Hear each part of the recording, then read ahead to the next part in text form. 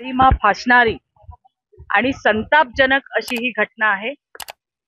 यामध्ये सगळ्यात आधी मी तुम्हाला हे सांगते की या हरामखोर नराधमाला फाशीचं होणार आणि फाशीचं होणार। मी स्वतः याचा फॉलोअप घेणार आहे। माझ्यासोबत इकडच्या स्थानिक आमदार सुलभाताई गायकवाड आहेत, त्या सुद्धा परिवाराच्या संपर्कात आहेत। आमचे अध्यक्ष या ठिकाणी नाना सूर्यवंशी आणि संपूर्ण भाजपाची टीम इथे आहे। नाही तर एक व्यक्ती म्हणून आम्ही सगळेजण त्या परिवाराच्या सोबत आहोत। आम्ही सगळेजण मिळून स्वतः त्याचा फॉलोअप घेणार आहोत आणि त्यासाठी या ठिकाणी आज मी कल्याणला आली आहे। त्या परिवाराची आम्ही भेट घेतली गेल्या 4 दिवसांपासून। मला वाटतं बरेच याच्यामध्ये आमच्या स्थानिक आमदार आणि सगळी टीम ही त्यांच्या संपर्कात होती। पोलिसांकडनं सुद्धा माहिती घेतली आहे।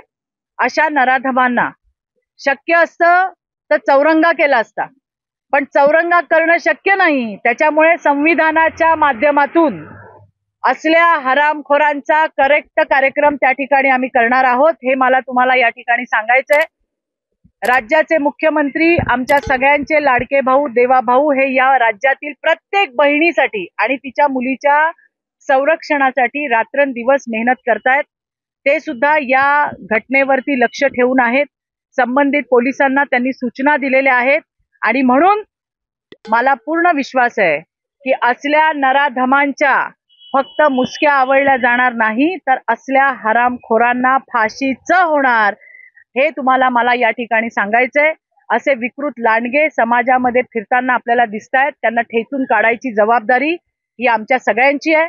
आम्ही संपूर्णपणे परिवाराच्या सोबत आहोत। सरकार परिवाराच्या सोबत आहे, पोलीस परिवाराच्या सोबत आहेत।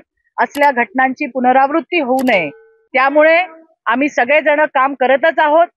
मला तिथे भेटलेल्या महिलांनाही मी सांगितलंय की तुम्हाला काही संशयास्पद त्या ठिकाणी आठवलं, दिसलं, कोणी नवीन आलेलं दिसलं, काही वेगळ्या नजरेची लोक दिसली, तात्काळ 112 वर फोन करून पोलिसांना इन्फॉर्म करा। शेवटी आपल्यालाही त्यांना मदत करायची आहे। त्यांच्या माध्यमातून ही गुन्हेगारी आपल्याला मोडीत काढायची आहे। या सगळ्या लांडग्यांना ठेचून काढायचं काम हे येणाऱ्या दिवसामध्ये निश्चित होईल। मुलगी गेली त्याचं अतीव आम्हाला असं दुःख आहे की आम्ही त्या मुलीला वाचवू शकलो नाही, परंतु ज्या हरामखोराने हे काम केलंय आणि त्याला मदत करणारी त्याच्या सोबतची त्याची बायको, हिला सुद्धा त्या ठिकाणी पोलिसांनी ताबडतोब आपल्या ताब्यात घेतलेलं आहे। आताच मी पोलिसांना विचारलं, कोर्टात नेलं होतं, 2 तारखेपर्यंत PCR आहे। पुन्हा एकदा विश्वासाने मी तुम्हाला सांगते की या हरामखोराला फाशीच होणार। यांची विकृती मोडून काढल्याशिवाय महाराष्ट्र सरकार, राज्याचे मुख्यमंत्री देवाभाऊ हे शांत बसणार नाही, हे मला